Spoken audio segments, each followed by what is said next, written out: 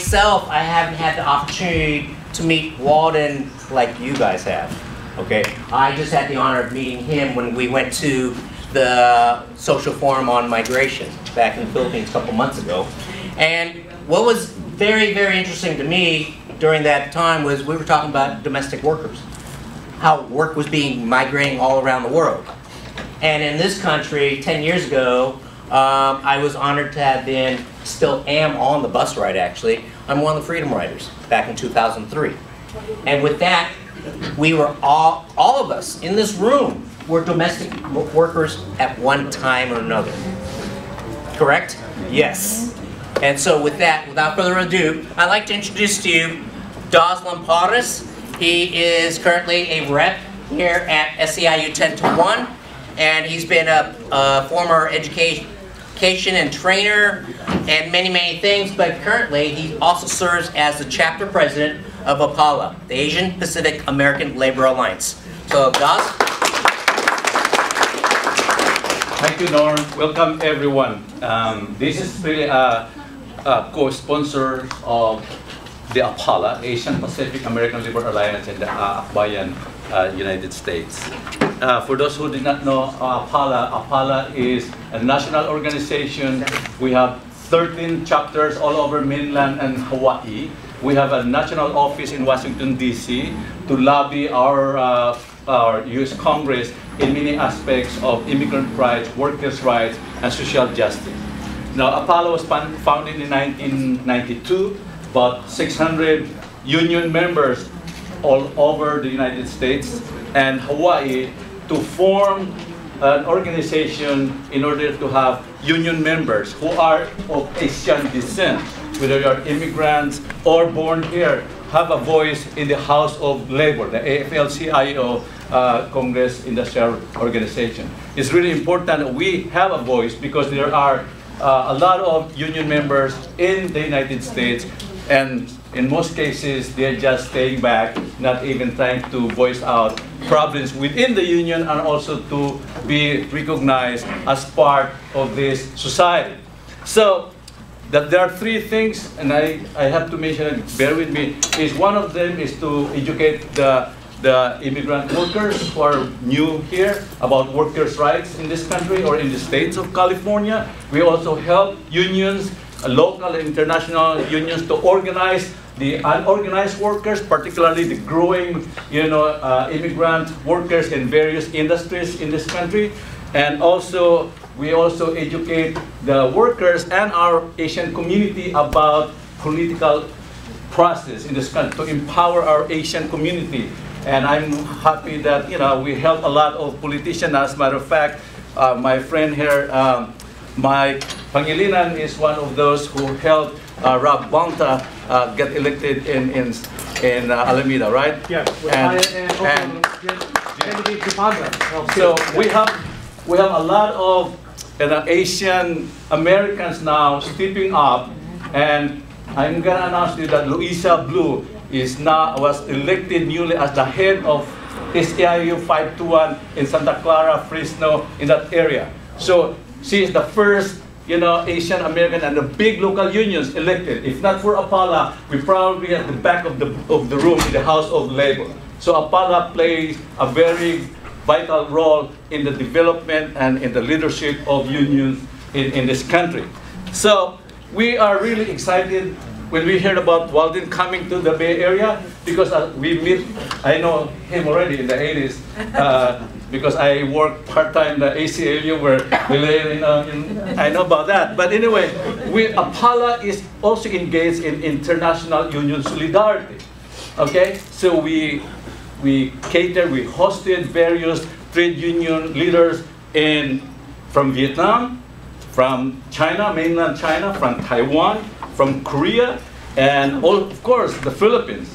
So we want the Filipino Americans, especially born here, who have not been to their own homeland country, to understand the dynamics of this global economy, how workers, get engaged. Because when our American brothers and sisters here complain about the immigrants are taking away our jobs, absolutely not true. Okay, so I was in the farm, I was in organizing the home care workers most of them are of Asian background.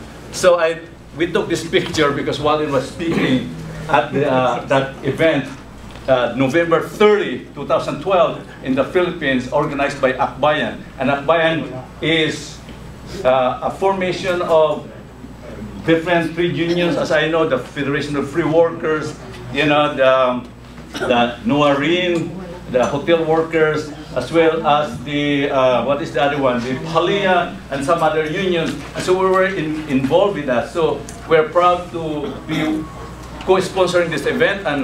And this is SCIU 1021 building. The leadership of SCIU Local 1021 also welcome everyone. We have Mike here, who is one of the officers, and some other officers.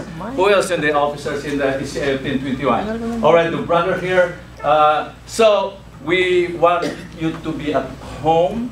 If you want to use the facilities, just follow the sign right there in the hallway. But don't close the door at the back, because once you are locked out, it's really hard for us to hear you. Okay, you have to go around the building and be able to come over here.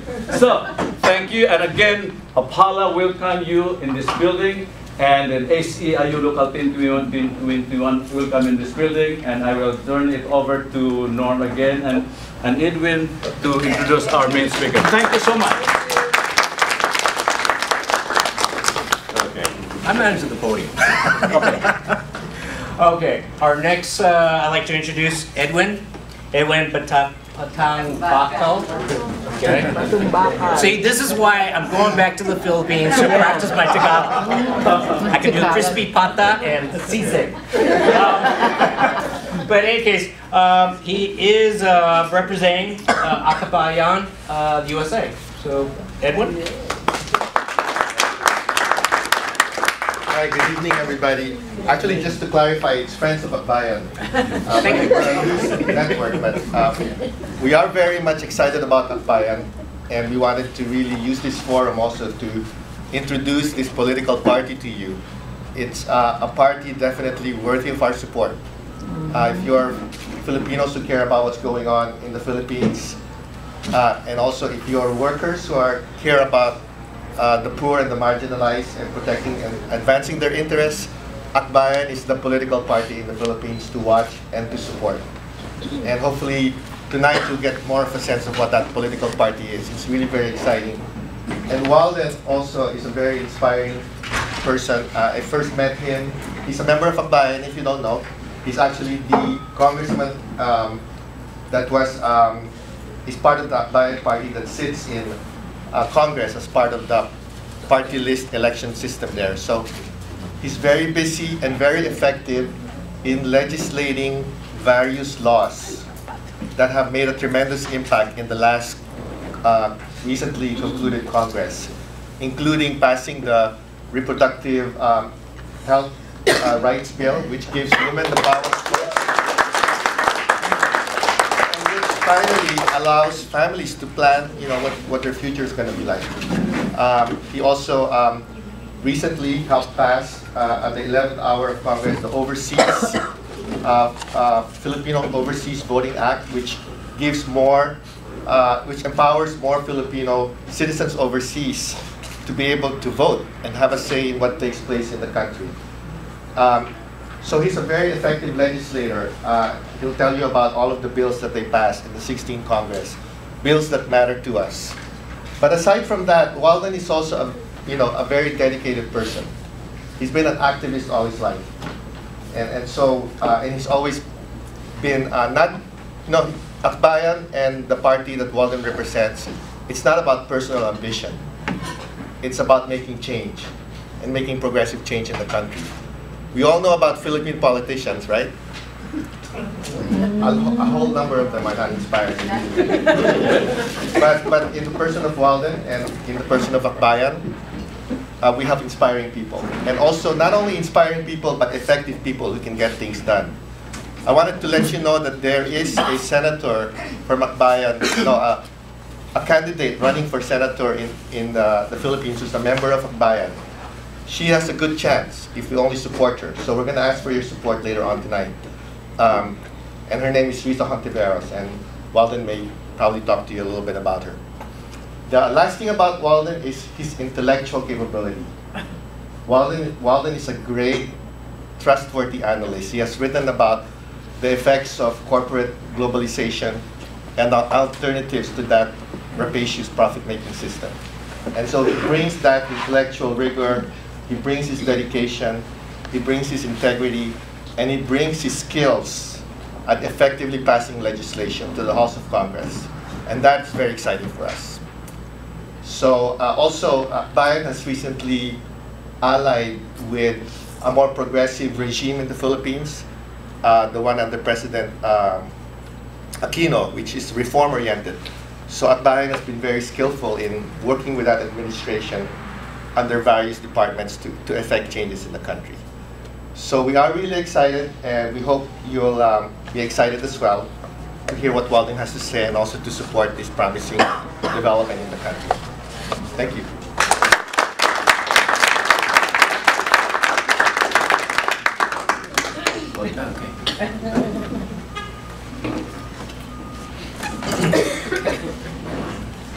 Here or Whatever you do, brother. okay. You home. You're Okay. This is the first time I'm beside the American flag here. So let me take it up. Okay. Well, first of all, I'd like to say thank you to Apala and all the other organizers, SEIU, and for all of you who are here tonight. It's a very varied and very interesting group of people, from old classmates like Mandy and people that we've worked with in the Union of Democratic Filipinos, and friends in the different U.S. movements, labor and progressive movements, and from the Filipino community. So thank you very much for coming here tonight. Well, let me just say that Akbayan has been in existence since 1998.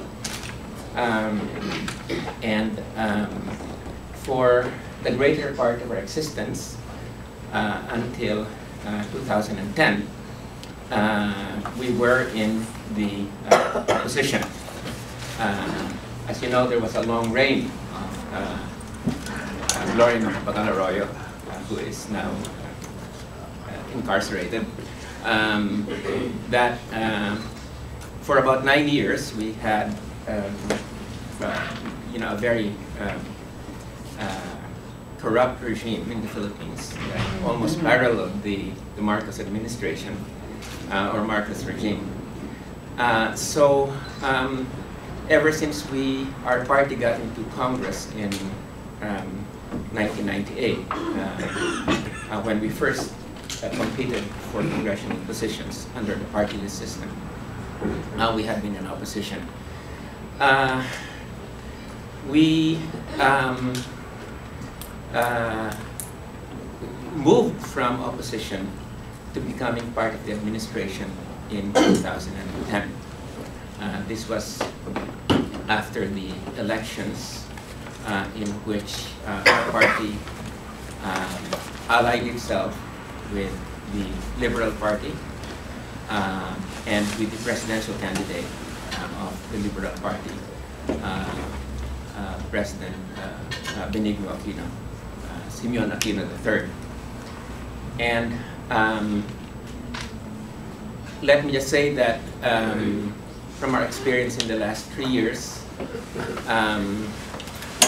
it is much easier to be in opposition than to be in the administration. I think that this is something that would be a common feeling among people in the party at this point. We're very excited and we've been challenged, but of course once you step into governance, although we're a minor part of the administration coalition, then you get exposed to all sorts of different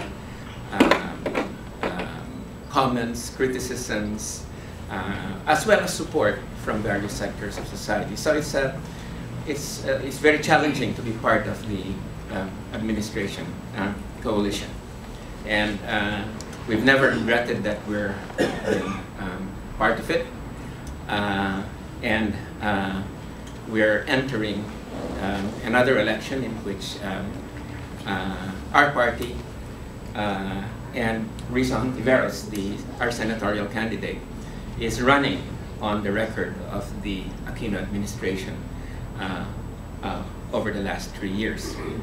And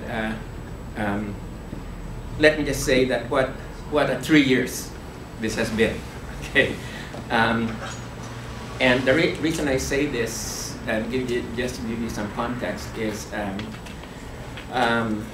when we entered the 2010 campaign,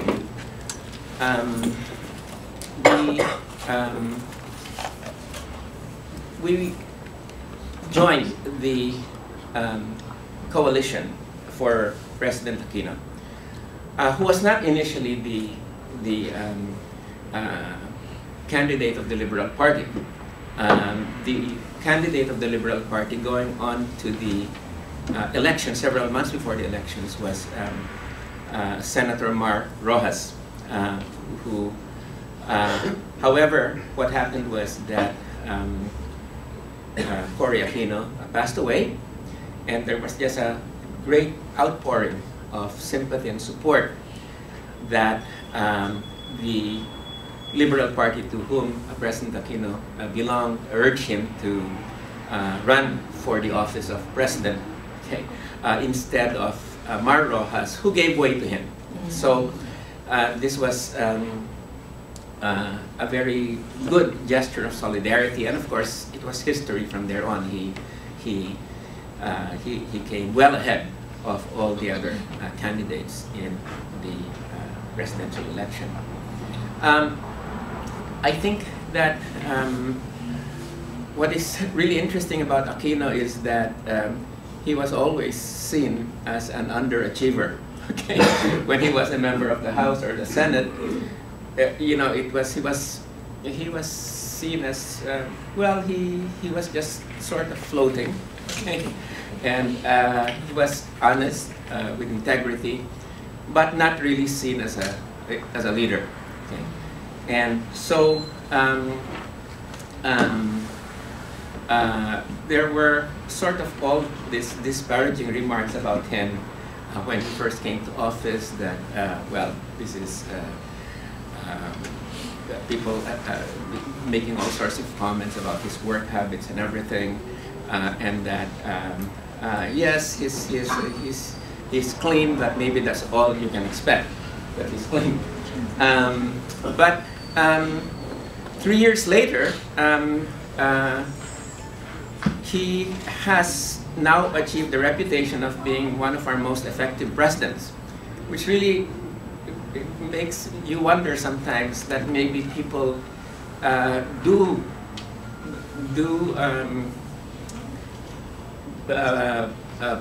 enter into their roles, okay? And maybe it's just a certain set of circumstances in which they find themselves, and that makes them step forward.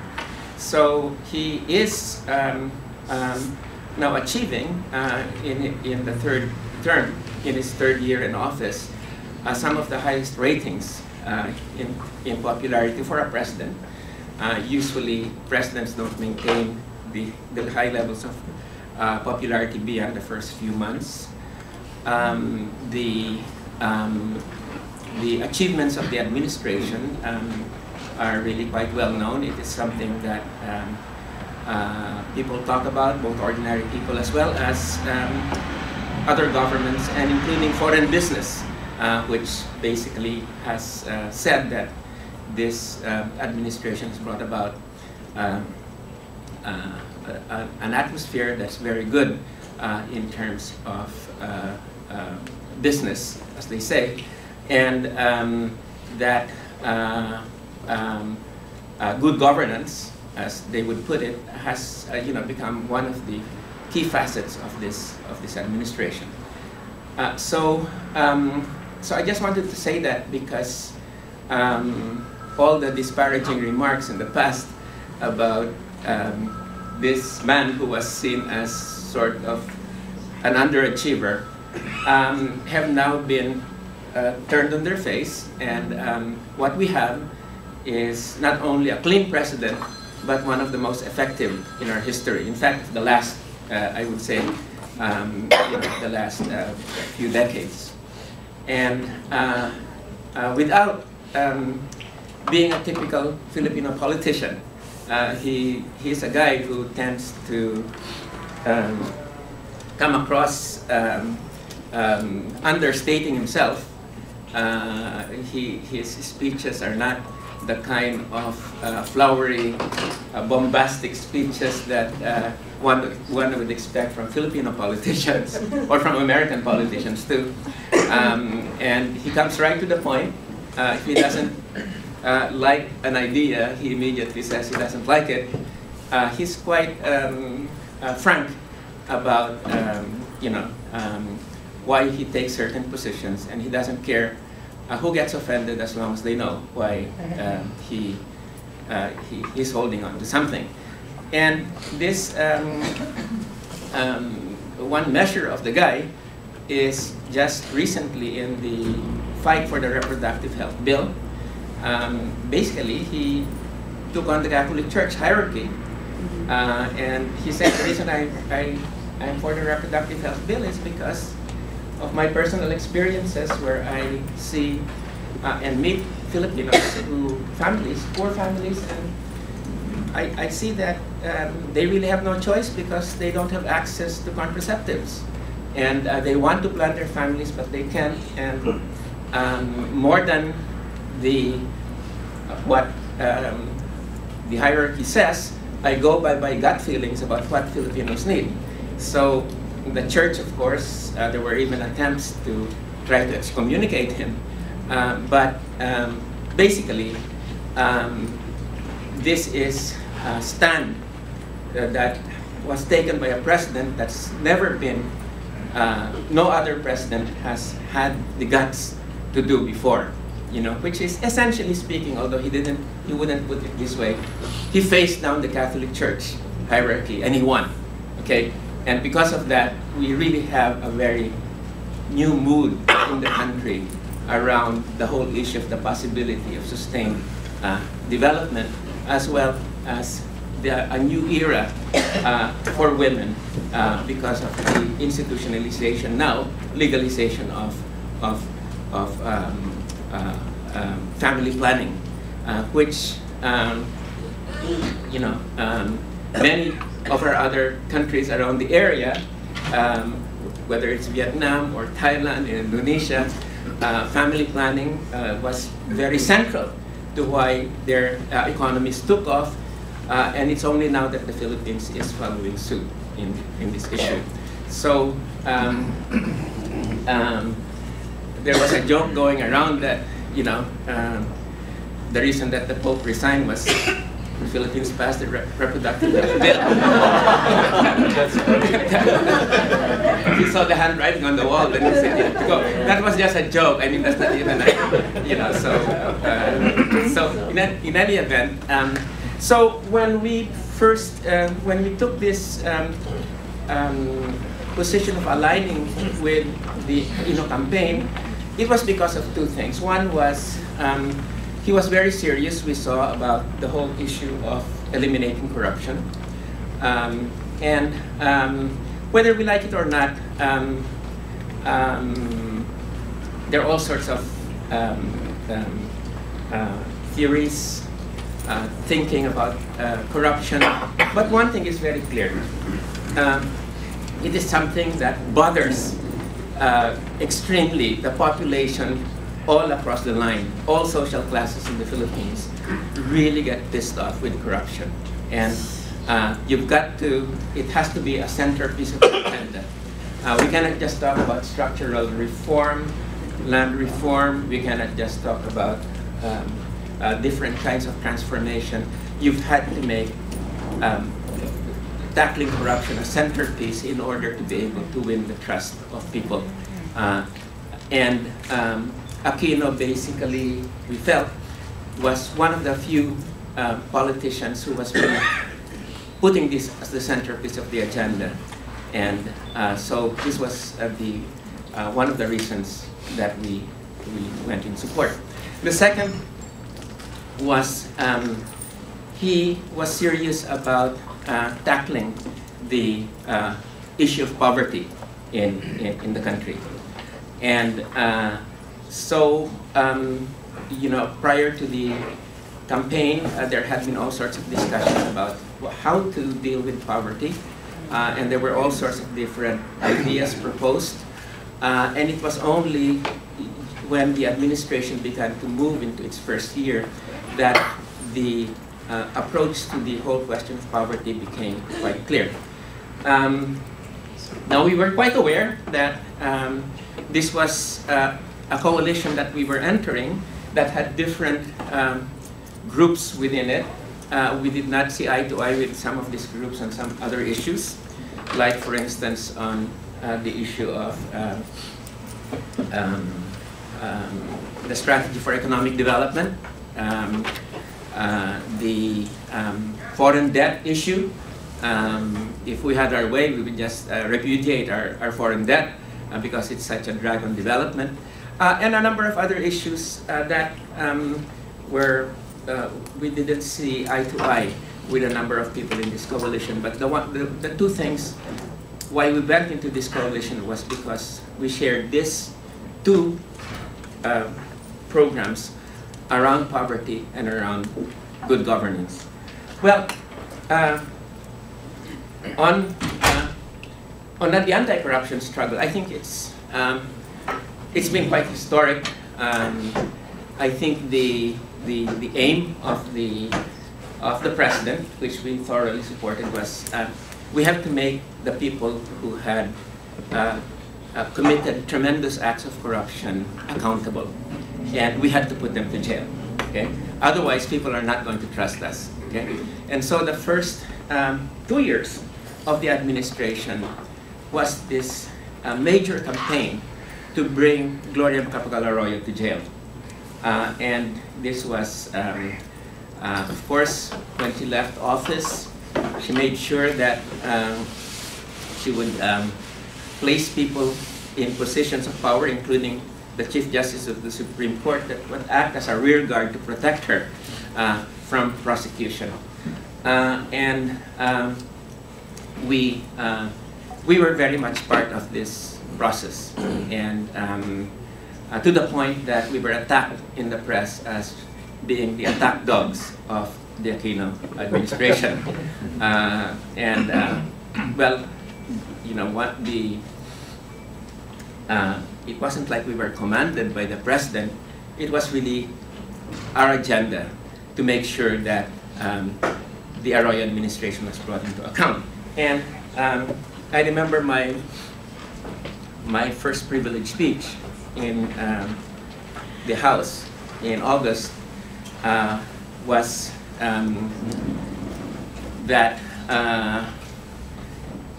well, basically what happened in that privilege speech is that I said that before anything else, the House of Representatives must arrest Gloria Macapagal-Arroyo, who was sitting as a congresswoman, and transport her from her seat to the National Penitentiary in an armored car, and that the rest of her people, whom I called crocodiles and pigs, ought to go with her.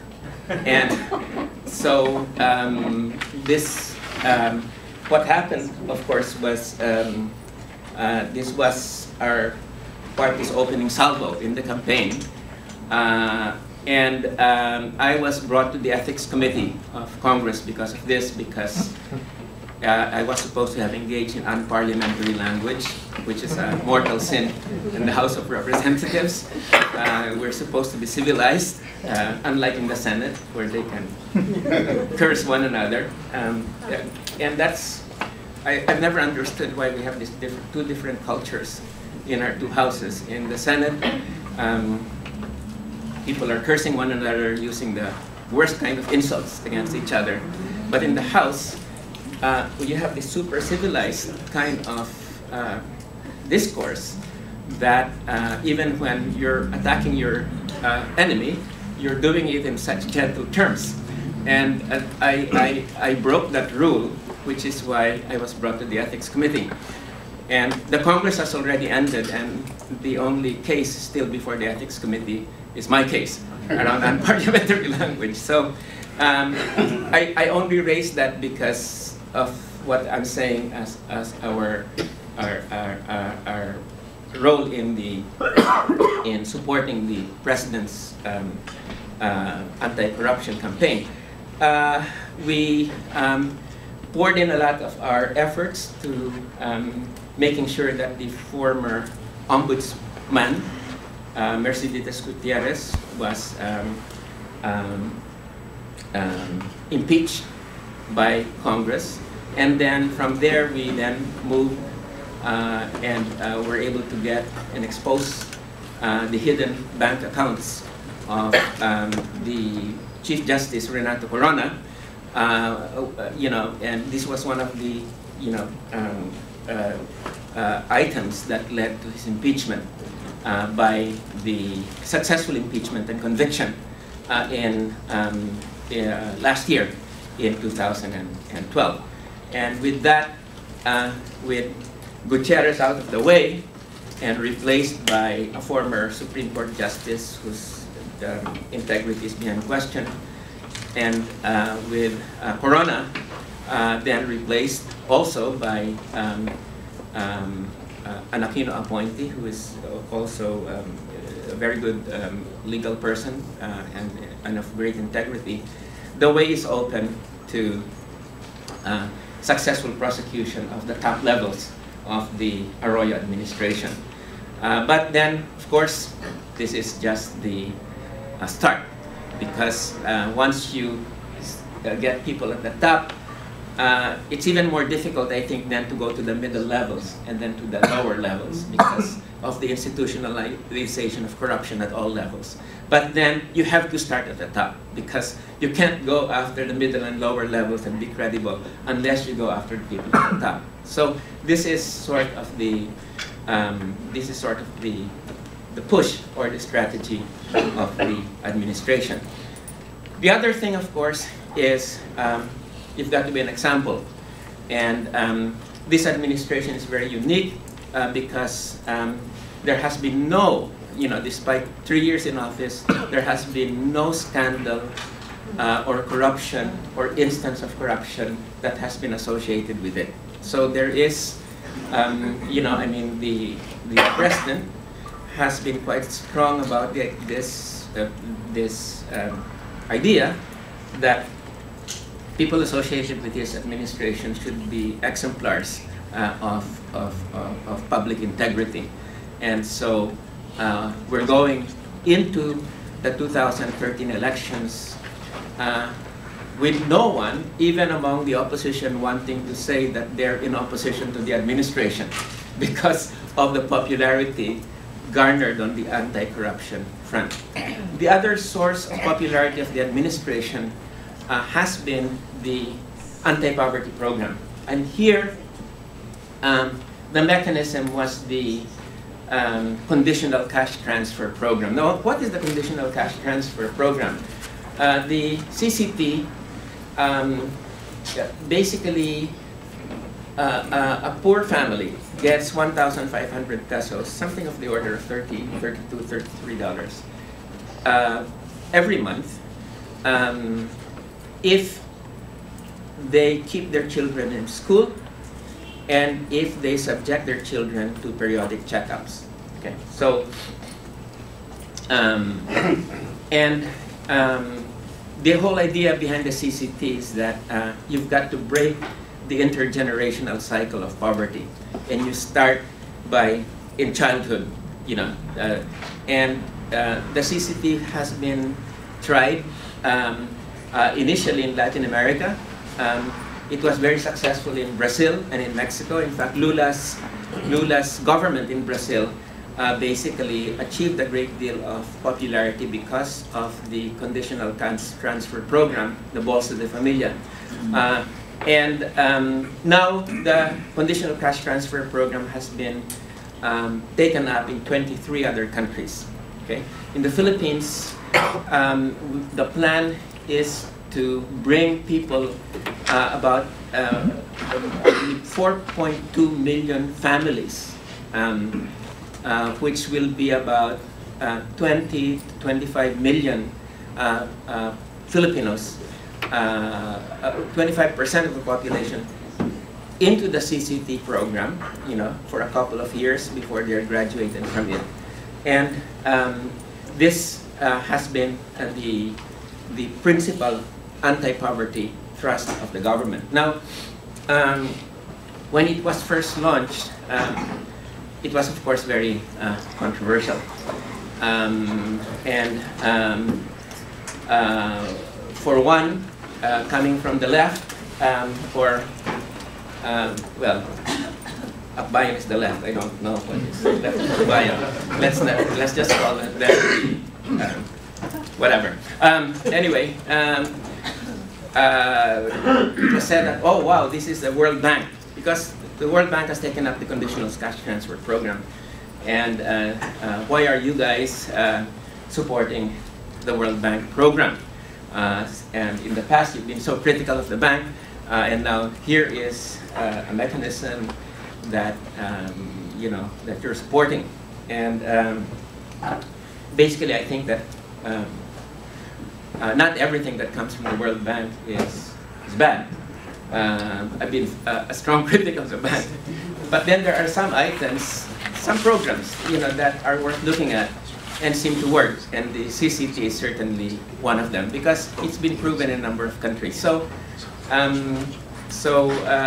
yes, I think the World Bank is,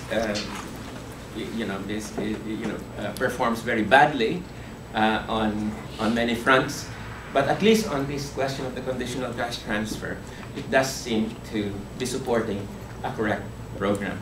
And then from the right, we got this criticism that the conditional cash transfer program was a dole-out program, that this was really, nothing but fostering a culture of dependency.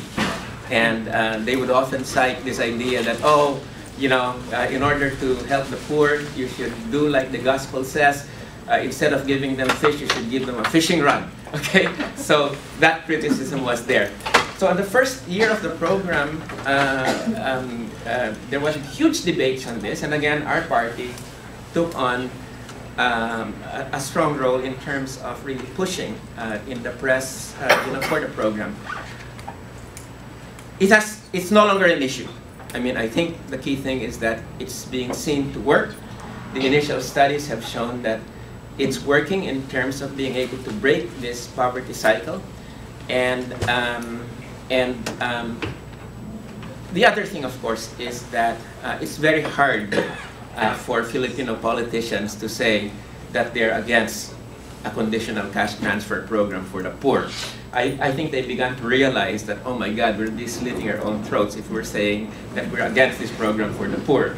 So, that controversy has sort of died down. So in these areas, really, we found ourselves very much in the thick of struggle together with the administration. This does not mean that we did not have differences, which, in fact, these differences would become public. I think we were clear with the president that being part of his administration would not mean that we would shelve our differences. Just to give you some examples, I think that one criticism that we've had is the land reform program has been too slow. And in 2009, under the government of Arroyo, Akbayan, together with other members of Congress, were able to push through an extension of the land reform program that began with Cory Aquino, which meant that by 2014, there was an extension of 5 years so that the redistribution of land would take place, completed, okay? Because land reform is so central, okay? You can't talk about Philippine development without land reform, okay? So we're only about 1 year to the deadline, okay? 2014. And this is mandated by law to be the time for a completion of the program. And there's still something of the order of about 800,000, 900,000 hectares that haven't been distributed. So we've been fairly vocal about saying that, you know, the Department of Agrarian Reform should really rush on this issue, should really push it, okay?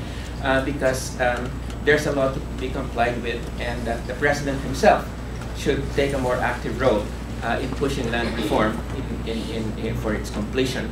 So land reform has been one of the areas where we've had, you know, some differences with parts of the administration.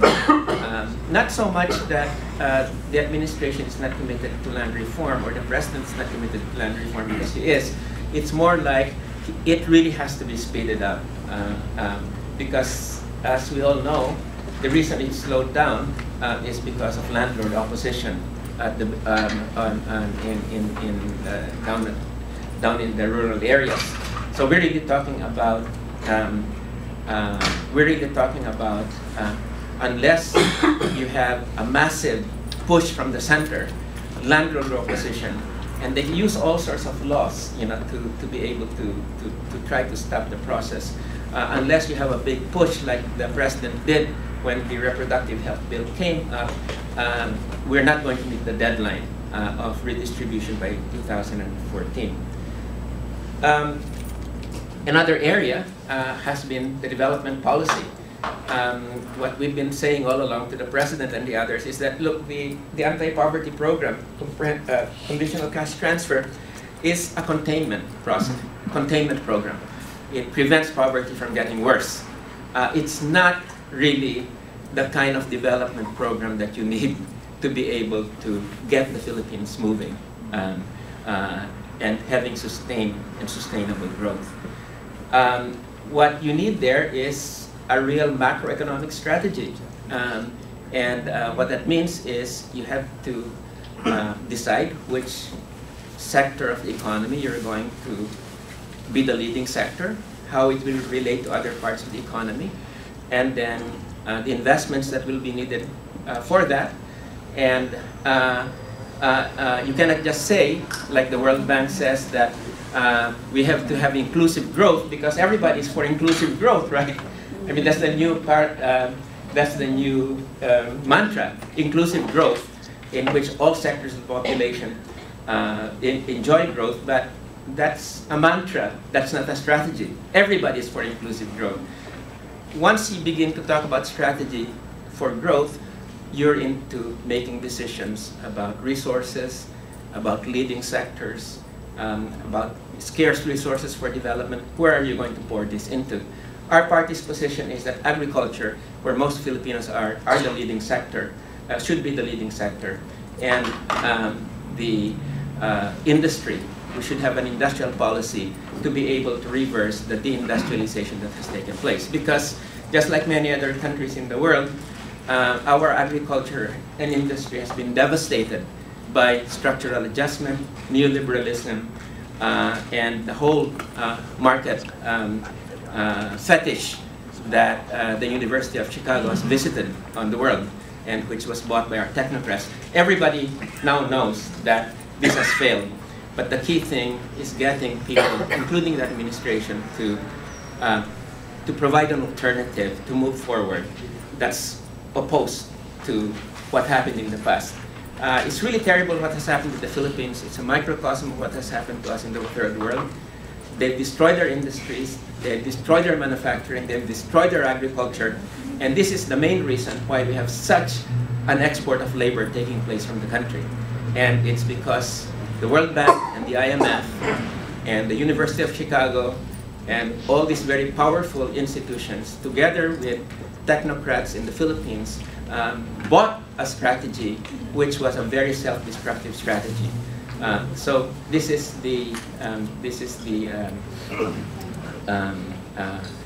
one area that we've been pushing the administration to look into. A third area, if you don't mind, Edwin, let me just, because I think I'm just about 2/3 through, has been relations with the United States. And I think this now comes to some of our concerns. Now, as we all know, we're having problems with China. And China has claimed the whole of what used to be called the West Philippine, what used to be called the South China Sea, and saying that that whole area is theirs. Okay, and this is a tremendous challenge to the Philippines. It's a violation of our sovereignty, and as part of the administration coalition, we have been basically very strong that we can't let China get away with this. Okay, because if you let China get away with it, it's going to do more. And in that regard, our party basically, we sponsored the resolution that renamed the South China Sea the West Philippine Sea. So, no more. Please, no more South China Sea at this point in time. Discourse, as Foucault says, discourse is power. Okay, so this is really important. The second thing is we led a congressional delegation. We hired 2 big planes and we landed in the Pag-asa Island in the Spratlys to assert Philippine sovereignty over that area. And of course, the Chinese government protested, saying that we were being provocative. But the president basically said, well, why should we stop our congressman from visiting a part of the Philippines? So anyway, that was very good. The problem that we've found has been with respect to the United States, because some parts of the administration, including the foreign secretary, unfortunately the strategy that he adopted was, aside from, of course, the legal diplomatic solution, was to bring the United States in. And of course, this was just what the United States was waiting for, okay? Because it very much was in sync with President Obama's Pacific pivot. And we think that this was a wrong strategy, and we made that very clear to the president. Because because once you bring in the United States in that fashion, whereby 60% of U.S. forces, naval forces, will now be assigned to the area, legitimate territorial disputes get marginalized by superpower dynamics. So basically what has happened now is that the legitimate territorial disputes which should be settled diplomatically are now marginalized because superpower dynamics between China and the United States has now come in. But the problem with that is that we become a frontline state, and we know what happens to frontline states like Afghanistan and Pakistan. Okay, and just to show you how example of this naval buildup that's happening is you have all of these problems now occurring. One was this U.S. naval contractor that services U.S. ships was found to be dumping waste from U.S. ships in Subic Bay.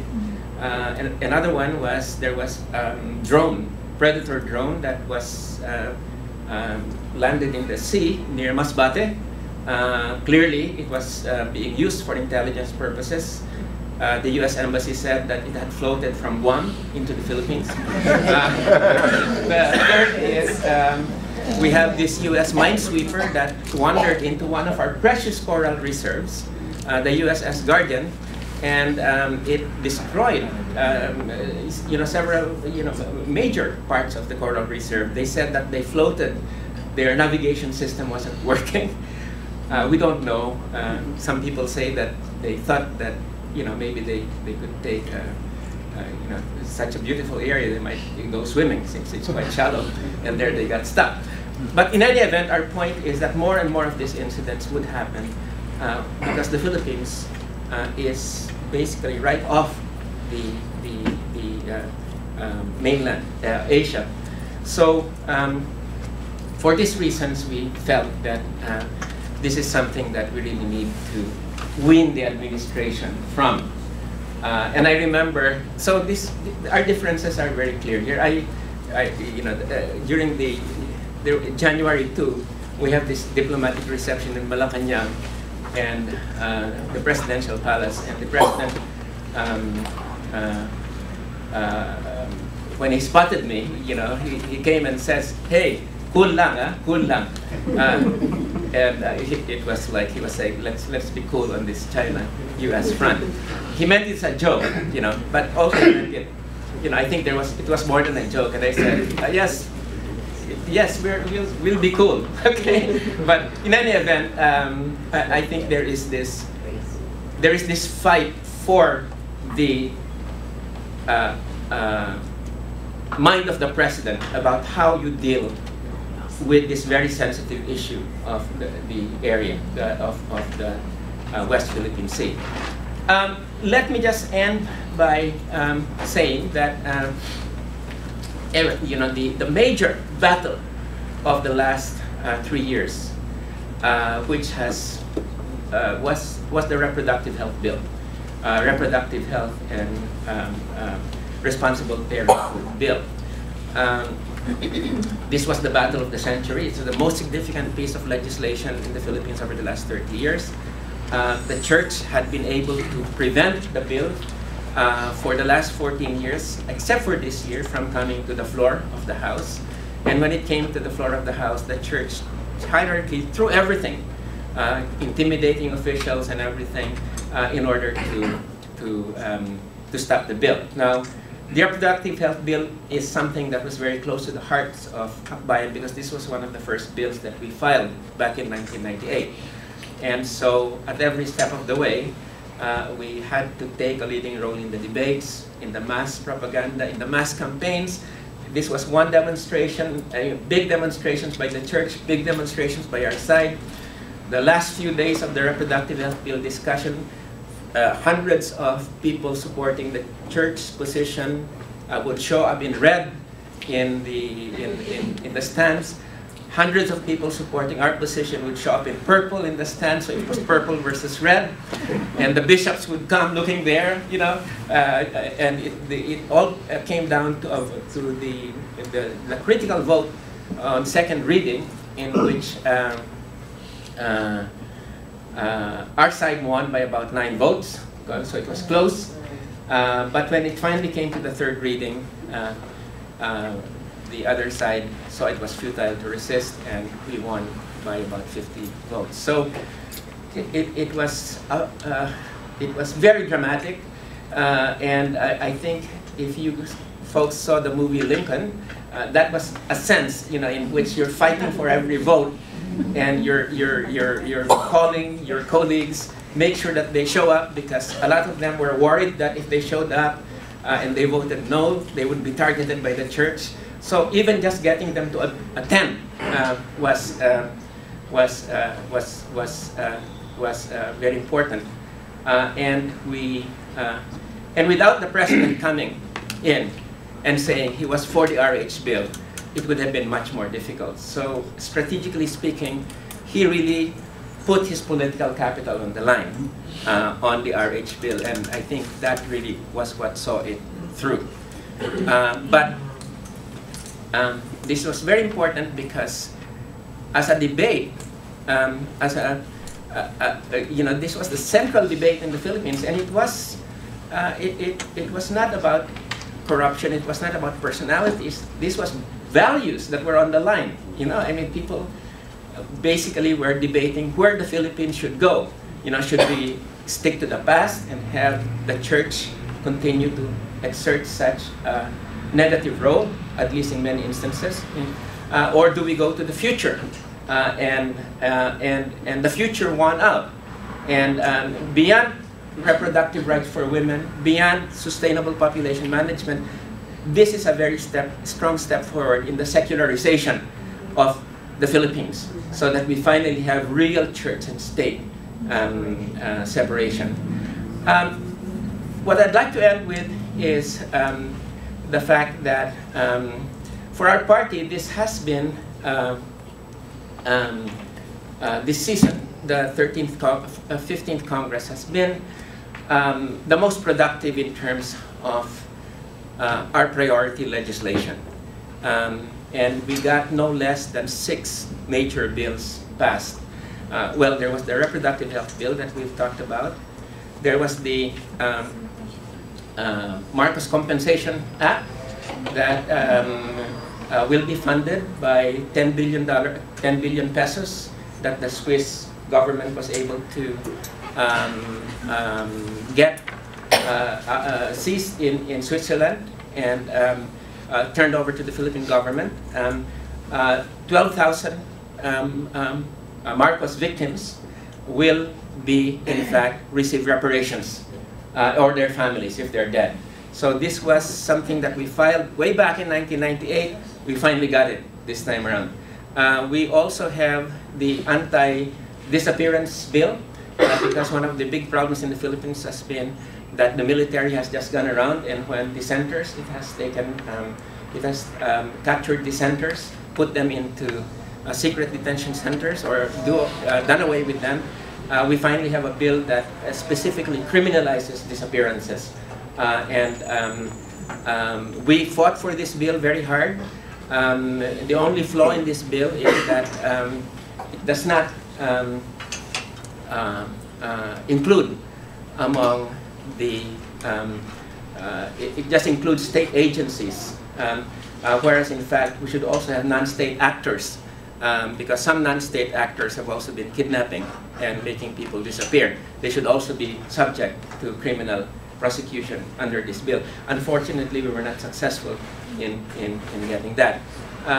There's the amendments to the Anti-Trafficking Act, which incidentally we co-sponsored together with Representative Manny Pacquiao. And the purpose of the Anti-Trafficking Act is to make it more difficult for labor trafficking and sex trafficking and child trafficking to take place. For 10 years now, we've had overseas voting. It's because there was this provision that said that you have to sign an affidavit that you will return to the Philippines after 3 years. Okay, so this has been a major block. So we finally got that provision out. Okay, so we amended the whole act just to get that provision out, which should now increase the number of Filipino voters because you don't have this block anymore. There are other items to that. There should have been much more. There would have been several more bills, like the National Land Use Bill or the Balanced Housing Bill for Socialized Housing, which were our priority legislation. We got them through the House, but unfortunately the Senate hasn't had its act together. I mean, the Senate got bogged down in this crazy political infighting that many of you have heard about. And because of that, they did not act on the bills, although we were pushing them to act on that. Now, there remains a lot that needs to be done. The Freedom of Information Act, we fought for it, but we couldn't get it through. We can talk about why not. But there's other items that really have to be pushed in the 16th Congress, including not only freedom of information, but the land use bill, because national land use is a central item, especially under climate change, and several other major priority bills. So I would just like to say that in ending, and finally ending, we have been, we've been in the House now since 1998, and we feel that as a progressive party, we should go beyond the House to the Senate. Risa Hontiveros ran in 2010, and she was able to come to number 13 Unfortunately, there were only 12 slots, right? So she came in 13th. She's running again, and we need all the support you can get. It's going to be a very tough election because we're up against name recognition kind of people like the son of Enrile and all of that. But if we can get the overseas community, the U.S. community, calling their relatives into the Philippines, as well as contributing to the campaign, then we have a chance of getting her up there. The latest survey showed that she's number 18. Okay, so we have a major effort or push to make in the next few weeks to be able to get her there as a credible candidate. So thank you again for listening. I'm very happy to be here, and of course, the role of our community here in the States in terms of contributing to a better Philippines is very central, because really between us there are really no borders. Okay, and this is really something that we look forward to, a tighter cooperation between you here and us in the Philippines. Thank you. Again,